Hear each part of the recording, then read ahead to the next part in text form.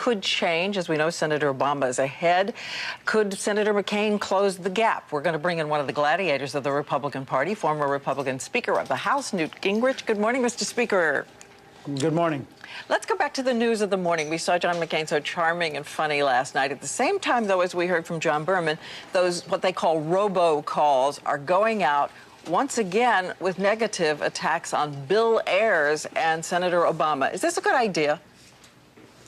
Well, I don't think it's the most important issue. I think the country actually is worried about the economy, and Senator Obama actually gave Senator McCain, I think, the winning issue in his conversation the other day about spreading the wealth. I think if you ask the average American, do you want your government to focus on jobs and economics or on spreading the wealth, overwhelmingly, I think they distrust the idea of politicians deciding how much you're allowed to keep and politicians giving that money to their friends. I think there's a deep divide in this country on that issue.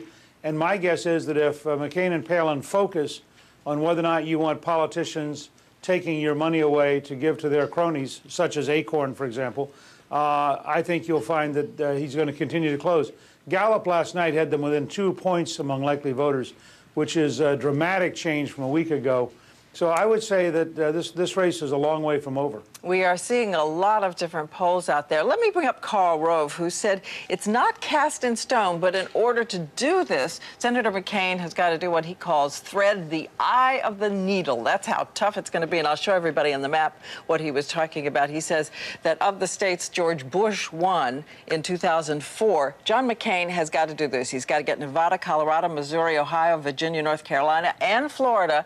If he can do that, and if he does that, he can still afford to lose Iowa and New Mexico. Do you think at this point that he can make that sweep and thread the eye of the needle, given the polls showing Obama ahead in so many of those states?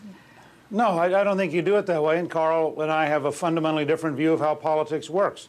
I think if John McCain in the next 18 days wins the argument nationally, exactly the way Harry Truman did in 1948, and if you get a 4 or 5 point swing nationally, all of a sudden a whole group of states fall his way. I think if you campaign hard enough on the issue of whether or not you want politicians taking away your money to share the wealth with their friends, I suspect Pennsylvania becomes vulnerable, Michigan becomes vulnerable, and you're in a different election. Let me ask you this, though. It's a very different model. But you have kept saying, go back on the economy, stay on the economy. Who is doing the negative campaigning, and why do you think it keeps going on if it is such a distraction?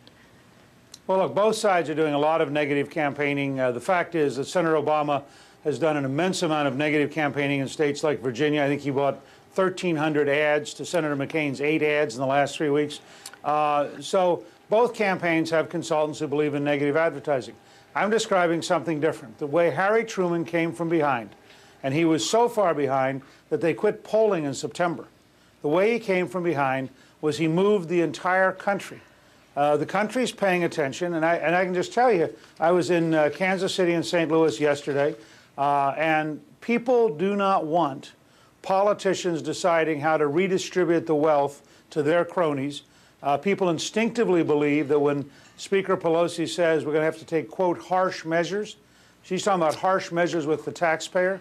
And I think that if Senator McCain and Governor Palin spend the rest of this campaign focused on whether or not politicians ought to take money away from you and decide how much you're allowed to keep, well, I suspect they win the election. Again, I have to point out, for fairness this morning, that Senator Obama's campaign says the middle class gets 3 times the tax relief for the middle class than Senator McCain does. But I want to ask you about something you said back at the convention. Wait a second. I don't notice very often reporters, for fairness, pointing out what Governor Palin said or pointing out what Senator McCain said. The fact is that what Senator Obama said the other night was a Freudian slip, which he shouldn't have said. And he basically said, look, we got to spread the wealth. But who's he talking about? The we here is politicians. But now, the fact is the average American doesn't believe, well, it doesn't matter who you're raising taxes on. The average American doesn't believe that it's a right thing for America to have politicians deciding to spread the wealth to their cronies. And let me just say, I do point out what Senator McCain says, Mr. Okay. Speaker. You know I do. But let me ask you about something you said back at the time of the convention, because at that time, as we know, Governor Palin had a 58% favorable rating, which has now dropped, according to the polls, to 32%. And you really talked about her as the future leader of the Republican Party. Let's listen. I suspect this will turn out to be the strongest possible ticket that we could have fielded this year. Senator McCain has now created a national figure who's young enough that she could well be a leader of this country over the next 2 generations. We're coming down to 15 seconds. You still agree with that? Look, she draws huge crowds everywhere she goes. She's a very talented person. And unlike Joe Biden, she didn't claim to go to a restaurant that went out of business in 1986, which is what he claimed in his part of the debate. I'll stick with Governor Palin over Joe Biden. All right, Mr. Speaker, great to have you with us. And I want everybody out there to